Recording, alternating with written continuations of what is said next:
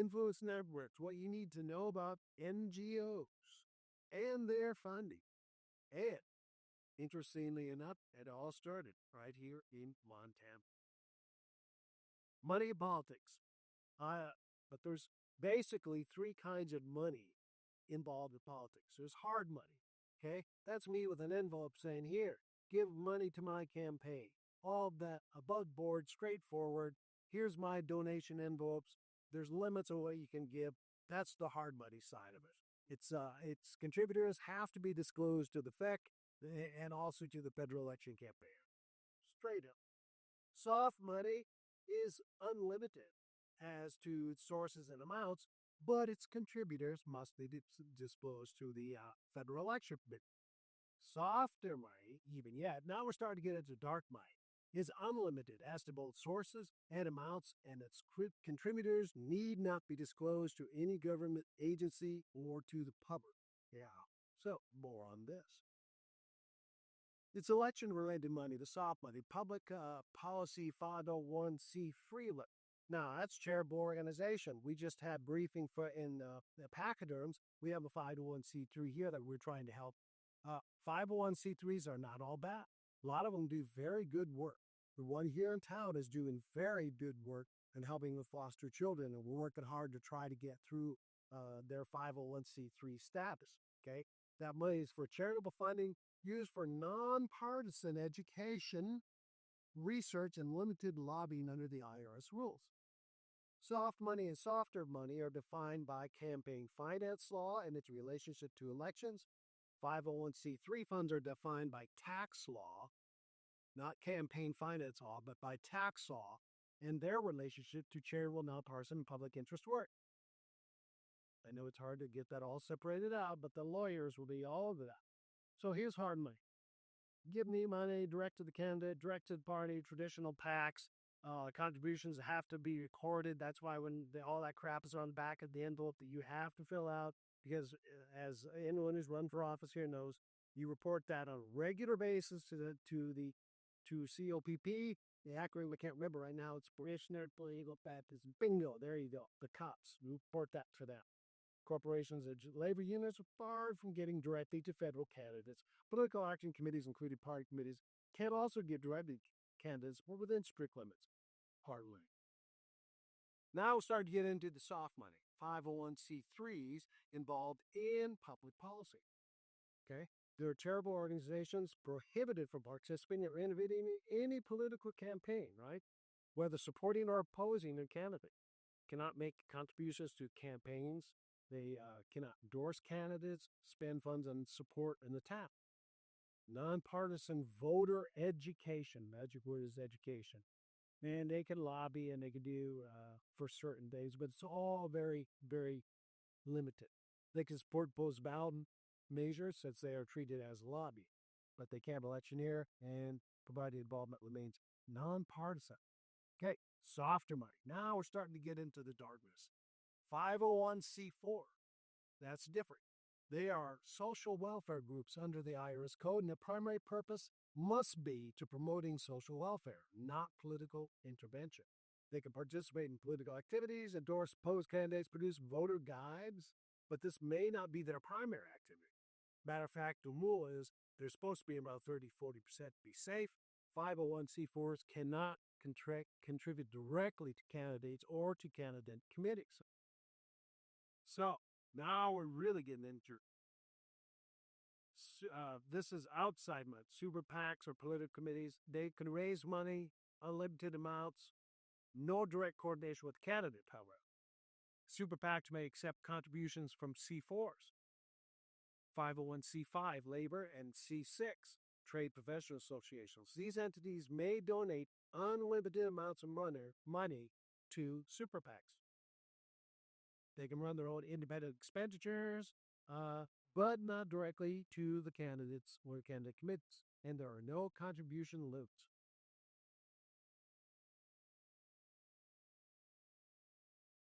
What do you think happens? Well, let's look at what happens. Hard dollars, money that we get directly from you, the citizen. Okay? $14.4 billion. Not that. $44 billion for what? This is hard dollars that comes directly to my Canada. This is the United States. United States, okay. All of the United States. Dark money, softer money. C4, independent expenditures, 86 billion. It's okay, that's not bad. Outside money, super PACs, 4, 5, 6s we just talked about, $3.3 billion. Okay. 501c3s, those nonpartisan organizations, right? Involved in public policy, $34.7 billion. Isn't that interesting? Isn't. In this rapid, this is what it looks like. Hard dollars, the blue gets 61, you get around 39. Softer, 54, 46. But in the public policy C3s, 91% of the money goes to the Democrats. So on the scale, this is what it looks like. Softer money is not that much there. Harder money, but in the big policy C3s. So now maybe you start getting an idea of how powerful an NGO C3 can be. Since about 2005, this nonprofit tail has wagged the Democrat Party dog. They get this money. And do you think they're just doing charitable works? Do you think possibly they're involved in policy issues? Do you think possibly they're trying to sway elections? The 501c3s are conduits. They're just funnels. Soft money often means large, unrestricted, and opaque contributions. Nobody can see that. They don't necessarily want you to see that Bill Gates is giving that money, or that what's his name, Zuckerberg had given that money. Okay. An abusive struck is a donor may seek a charitable deduction because that's a charitable deduction. It's a write-off. 501c3 that they then quiet you over to a C4 for the election season act. And so they're ostensibly turning charitable dollars into softer political money. That's the name of the game. So the game is political money laundering. You collect it from the CEO in the 501c3, and then you kind of move it about. I'll show you how that works here in a moment. It's not a simple issue. It's intentionally designed to be confused. It's intentionally designed to hide where that money is going. And as citizen, just any one of us going out there is like trying to figure out appropriations. It can discover it only with great difficulty, if at all. So the C3s are the Death Star of political money. Who does this? Tides after these. Open Society, ever heard of that? Trusted source. Arabella Advisors. This is the for-profit organization that manages these other nonprofits. They're paid advisors. Now, they've been caught. So, caught, they've been exposed. People have said, this is what's going on. And since that, they've been split off into two different groups, the Sunbar Services and the Vital Impact. Again, you break it out so you won't get detected. And there are others. This is Arabella Advisors, right? Arabella is the legal structure under which they operate. Arabella Advisors, they are for profit. And the other ones are nonprofits, so they get tax exemptions. We'll talk about that. But they have grown tremendously. In the 2020 election cycle, $2.4 billion. Now, $1 billion, that's $1 million more than the DNC and the RNC combined. Who runs the DNC? Anybody know? Who runs the DNC? Anybody know that? Who? John Test. The point is, you don't know his name. No. You know who runs the DNC, but you know who George Soros is. You know who Bill Gates is. You know who Bloomingdale is. You know who the MacArthur Foundation is. In the 2022 election cycle, $3 billion, they raised $400 billion more than the Democrat and Republican National Committees combined. They're getting big bang for their buck, so that's where they like to go. So what they do is they have all these pop-up FERC groups. All of a sudden, a group comes in. They've always got a name like, don't you let puppies or something. So they've always got some soft name like that, like Keep Iowa Healthy, Progress North Carolina, Floridans for a Fair Share. But these are they're artificial. These are not real groups. These are grassroots groups. These are things that are part of that network that are manufactured to make you think that they're a grassroots group. Okay. And they'll develop a website and they'll have an address. Ironically, the address might be Washington, D.C. instead of your state. And so they pop these up, these websites, to make it all look like Dobras are going up. Why is that important? It's happening right here in Montana. It's happening to this cycle in particular with the constitutional initiatives. The constitutional initiatives are the way that these out-of-money groups can bypass your representatives. They can bypass our voters. I think it's unconstitutional because that is a violation of our Republican form of government, which is guaranteed to us in the Constitution. Our founding fathers didn't want pure democracy because they studied that. I knew how that destroyed itself. A pure democracy destroys itself. But with these constitutional initiatives, the way you have, we really have pure democracy. And it doesn't matter whether Linda Burridge or Tommy or the senator, what button we push goes right. Well, look at CI 128.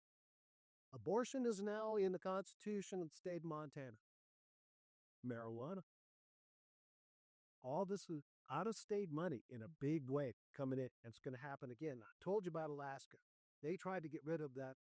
People wanted to get rid of that. So they put it on the ballot, trying to deep into it, and they almost did, because they were outspent 100-1 by state by 3 New Venture Fund. Remember these names: Hopewell Fund, Windward Fund, the 1630 Fund, North Fund, Impetus Fund. These are all going to come back to haunt you.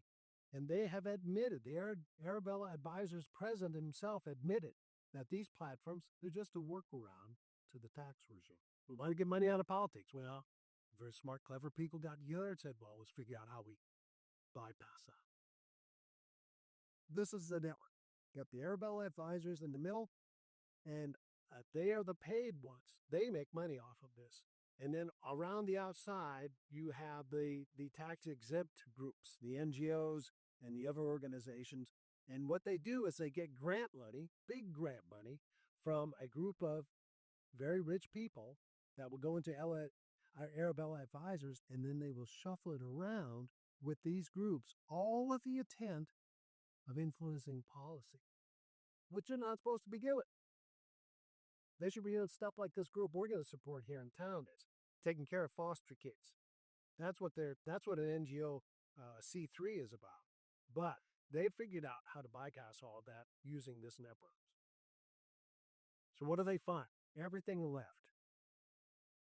The ratio is about, 80-20, 70-30 leftists. They may be the biggest abortion advocacy funder in the United States. They fund Medicaid expansion, one of the biggest state ballot initiative funders. This is a real big one. It's happening now, today, in Montana. 25 million Zuckbucks on top of Zuckerberg's 420 million with voted 20. In 2024, they worked with the main Zuckbucks grantee to evade 28 states' Zuckbucks bans. Right. Who funds who? Everybody on the left. Soros, obviously. Soros donor cabal, the Democracy Alliance. That's one of Gates Foundation, and many other billionaires with the last name Foundation. Okay, in 2021-22 alone, Ford $66 million and 100 grants. Hewlett $97 million. You got Gates, Bloomberg, Rockefeller, Open Society. These are real rich groups that are seeking to manipulate and achieve policy changes across MENA. Who funds Arabella, same last name, Foundation. This is big philanthropy. Okay, it is gone liberal and progressive. It used to be that the community would go out and seek someone who's got a grant. You got a couple $1 billion in pocket. You can help me so I can build an orphanage. Okay, or I can build a jail for a county so it doesn't have to tax its people or whatever. Well, that's gone. They have gone liberal and progressive, overwhelmingly so in policy areas and advocacy areas. They fund democratically unaccountable monoculturally progressive elite, and they have become politicized and partisan. Okay? So many of today's so-called community organizations are grassroots. They're actually the astroturf. They make it sound. They make it sound like they're local, but they're not. They're fake grassroots. And it's called philanthropy, and that word governs. Use more violent. And it's very effective. It's very effective. So, like I was saying, it's all shifted. The center of gravity, CG, has shifted from your local chapter-based small guys out there, members, church organizations, and it's shifted to foundations-funded nonprofits, and universities. It's shifted to getting that money from that. So it's a transfer of the civic and cultural influence away from you guys, the people that live in the community, to a managerial elite that believe they know a lot better than you do about pretty much everything. So success today is not measured on mobilizing you guys, ordinary citizens, but on getting grants from these billionaire endowed foundations, Stenson, AstroTurf. And you fund NGOs as well through tax exemption. Here's some of the things that you fund. The Okra Project. It provides home-cooked meals to Black trans individuals facing food insecurity. It's not. Did you even know that was a thing? Well, you're funded. Queer Liberation Library curates LGBTQ-themed digital reading lists and ships books directly to queer-identifying individuals and community hubs without verifying the age of the recipients. Democratic Socialists of America, we fund. The Pleasure Project, a global nonprofit that partners with public health authorities to eroticize safer sex. We got to spend money on that one, right? Oh, boy. Power Forward Gary's Stacey Abrams was with that. She served as a senior counsel in 2023, and after getting like $100, which is like nothing, they then got a $2 billion grant from Biden's EPA.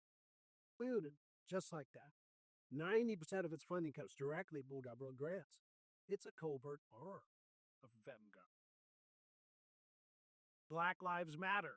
You get to fund that too. National Immigrant Justice Center. It's a political operation dressed up as legal aid. These nonprofits enjoy taxes against status, subsidized, while working to undermine the safety and sovereignty of the very taxpayers who foot and beg. National Education Association. Oh, there's a surprise. And the American Federation of Teachers. They spent $66 million on political activity in 2020, and nearly all of it on the Democrats. Plus, reduced money protected by federal labor laws and answered to no one but the political hours. Planned Parenthood. They donate as much as they get from the government to the Democrat Party. No. There you go. But here's the kicker of the law. The Satanic Temple. That's right. They claimed abortion's a religious ritual for them. And in 2019, the IRS granted them tax-exempt tax. So we've been funding state abortion.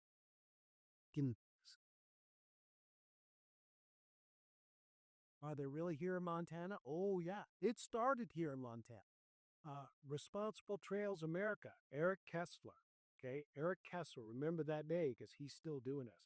He's a left-wing campus radical, auto trust fund millionaire baby, so he auto time speed that, and a relative, the Montana leftist Democrat Senator Dan Weber from Whitefish. Kessler, he's a radical carbon taxer, radical environmentalist, and he was really upset that you Montanans out here, even though he doesn't live here, were driving your motorized vehicles off trails. He didn't like that. So he wanted to divert construction funds to closing trails and increasing off-highway law enforcement. So this was his first project. Wilberforce Foundation and Hewitt Foundation gave them $525,000 to do this. And the people who lived here were saying, who are these guys? Where'd they come from? What are they doing? They're never over there. And they weren't. This was a fiscal cutout to hide the real funders because they didn't want their project to go down the drain because they were exposed as people that aren't actually riders. They don't drive any off-road vehicles of any kind. They were all either lobbyists for environmental staffers or both, but they know what you should have. So the RTA was a parasite and Arabella was a host. And this was a test drive of this whole concept that is now ballooned into this Arabella Advisors. They would eventually oversee tax shelter revenues of nearly $2 billion. So it started right here in good old Montana. But wait, there's more. Right here in Montana. Remember the North Fund from a few slides earlier? North Fund put $5 million into Montana between January and October, 8 months to get that marijuana initiative passed. Then you wonder about that? Every year we get the same thing now. We're getting the same thing out of this CIs. You just had someone report to us about these signature gatherers getting $25 a note. Remember last year, all the signature gatherers that were here? Yeah. You got a job or something? Well, yeah, we do have a job. It's going out and getting signatures. We'd had 4 or 5 of them here, little old Polson gathering signatures. Well, they're getting paid for that. They're getting paid for that. Now, Braxton Mitchell's bill says they have certain things they have to tell you, and that's been affected because the people that I talked to, that went and talked to them, they were very afraid of going to jail. So they were telling people, I'm from out of state, and they were, and they had their badge, and had all the right stuff that's in Braxton Mitchell's bill. We need to keep them afraid of going to state, going to jail. We need to keep them very afraid of that because Montanans don't like other people coming in. Before, they didn't have to do that. Hey, how you doing? Sign this thing here. And it'll all sound really nice because this is about nonpartisan judge election, right? No, it's about activist judges. It's about activist judges. That's like Dan Rosa says, and that's the term we have to use. This is cover for them. And it's here now, $25 an hour. You'll see him here shortly. But anyway, in 2020, they made 83 different grants to 7 different organizations, but they do not participate in any political activity at all. Right? What do they do? Education. Education. And they're undeniably connected to Democrats. So their cover there is education. But there's more. In 2017, Arabella turns its guns on Donald Trump and Department of Interior. Who's at the Department of Interior back? It was a guy named Ryan Zinke. Now, the Western Values Project one of those pop-up organizations. We're Western Values. Who could be against Western values? The Western Values Project popped up out of nowhere, grassroots, even though their address was in Washington, D.C., okay?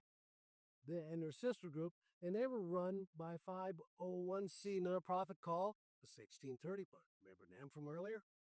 Arabella went after Ryan Zinke. Remember that both of them, from several slides back, they all went out on the attack on Ryan, Congressman Zinke, to drive him out of office, and they succeeded. His lawfare bills were $30,000 a month, not covered by the Fed. And not covered by the Fed. That's out of his pocket. His pocket. So, big out-of-state money's already here. The Fairness Project. I mean, who could be against fairness, right? This is the I Love Puppies Project. Home address, Washington, D.C. It's a big lefty organization, already well-known, well-established, big union group, and they're here giving money on a constitutional initiative to protect Montanans' right to propose and pass ballot issues. $151,000 already here. The nonpartisan judicial elections, which is actually activist judge elections, that's already here also, and you can count on being funded by out-of-state money. So we're fighting the takeover of Montana by outside forces and big, big money in particular, and our biggest weapon is to expose that. So takeaways, beware. This barely scratches the surface. This is a very complicated topic, but this is political money laundering. That's what this is. This is political money laundering. That's why no one knows who the RNC or the DNC presidents are. They don't care. Push them aside. They don't raise enough money. You get more money from Soros and all these other people. So that's the people that we do. Exposure is our best defense, and you should write down all of this in blue. Why? Because you can use this.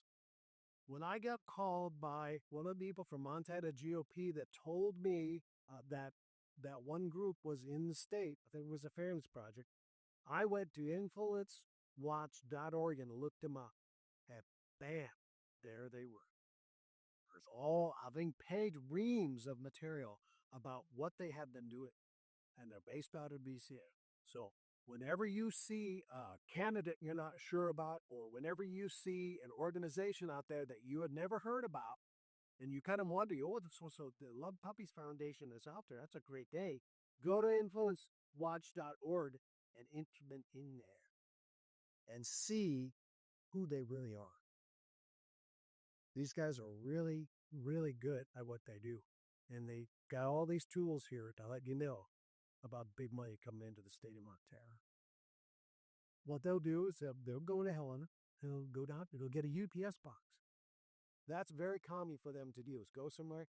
They want to look like they're organic. They want to look like one of you. Our mailbox is in Whitefish. That was one of the things they did too. Had a mailbox white, but they're not from there. They're from BC, or they're from some other place. There's even been foreign billionaires who has been trying to sway these elections in the United States. So this is a real problem that we have, and we have to go on the counterattack against. So, link to that.